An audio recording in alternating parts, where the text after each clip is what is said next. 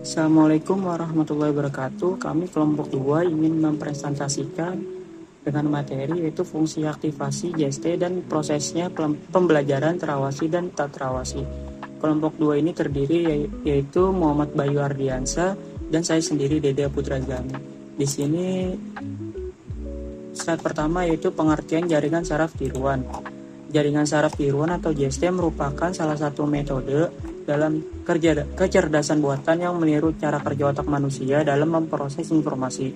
Sistem ini terdiri dari neuron-neuron buatan yang saling terhubung dan bekerja bersama untuk mengolah data. JST mampu mempelajari pola dari data yang diberikan sehingga sering digunakan dalam berbagai bidang seperti pengenalan pola, klasifikasi data, analisis sentimen, dan serta prediksi. Slide kedua yaitu struktur dasar JST. Pada dasarnya, jaringan saraf tiruan terdiri dari beberapa lapisan utama yaitu input layer, hidden layer, dan output layer. Input layer ini berfungsi menerima data awal yang akan diproses. Hidden layer merupakan lapisan yang melakukan proses pengolahan data dengan bantuan bobot atau wake pada setiap koneksi antar neuron.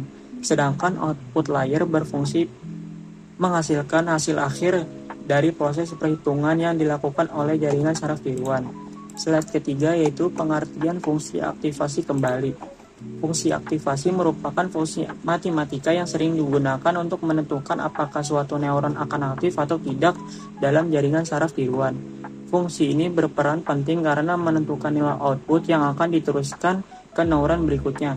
Tanpa fungsi aktivasi, jaringan ini saraf tiruan hanya akan menghasilkan hubungan linear sehingga kemampuan model dalam mempelajari pola yang kompleks menjadi terbatas. Slide keempat yaitu jenis fungsi aktivasi. Terdapat beberapa jenis fungsi aktivasi yang umum digunakan dalam jaringan saraf tiruan. Salah satunya adalah fungsi sigmoid, yaitu menghasilkan nilai output antara 0 hingga 1 sehingga sering digunakan dalam proses klasifikasi.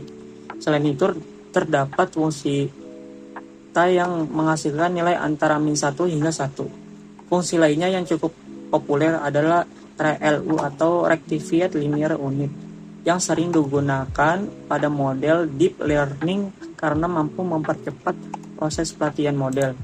Slide kelima, cara kerja fungsi aktivasi.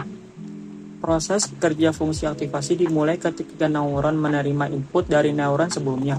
Input tersebut kemudian dikalikan dengan bobot yang dimiliki oleh setiap koneksi. Setelah itu, semua nilai dijumlahkan dan hasilnya dimasukkan ke dalam fungsi aktivasi. Fungsi aktivasi kemudian menghasilkan nilai output yang akan dikirimkan ke neuron pada lapisan berikutnya sehingga menghasilkan output akhir dari jaringan. Slide ke-6, pembelajaran terawasi. Pembelajaran terawasi atau supervised learning merupakan metode pembelajaran pada jaringan saraf tiruan yang menggunakan data yang sudah memiliki label atau jawaban yang benar. Dalam metode ini, model dilatih dengan cara membandingkan hasil prediksi dengan nilai sebenarnya. Jika terdapat kesalahan, maka sistem akan melakukan penyesuaian bobot agar hasil prediksi semakin mendekati nilai yang benar.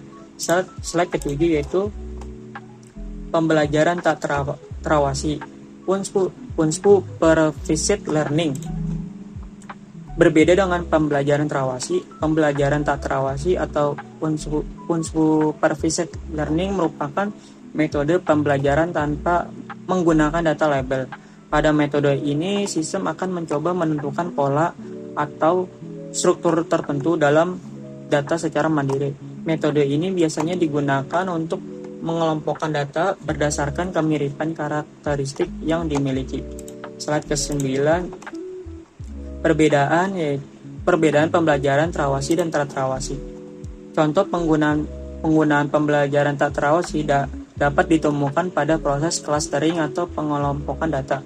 Misalnya dalam segmentasi pelanggan berdasarkan perilaku pembelian atau dalam analisis data besar untuk menentukan pola tertentu yang sebelumnya tidak diketahui. Slide selanjutnya yaitu teman saya sendiri, Bang Muhammad Bayu Ardiansyah. Selanjutnya adalah kesimpulan. Berdasarkan pembahasan yang telah dijelaskan, dapat disimpulkan bahwa jaringan saraf tiruan merupakan metode dalam kecerdasan buatan yang meniru cara kerja otak manusia dalam memproses informasi. Fungsi aktivasi memiliki peran penting dalam menentukan output dari setiap neuron, sehingga memungkinkan jaringan mempelajari pola yang lebih kompleks.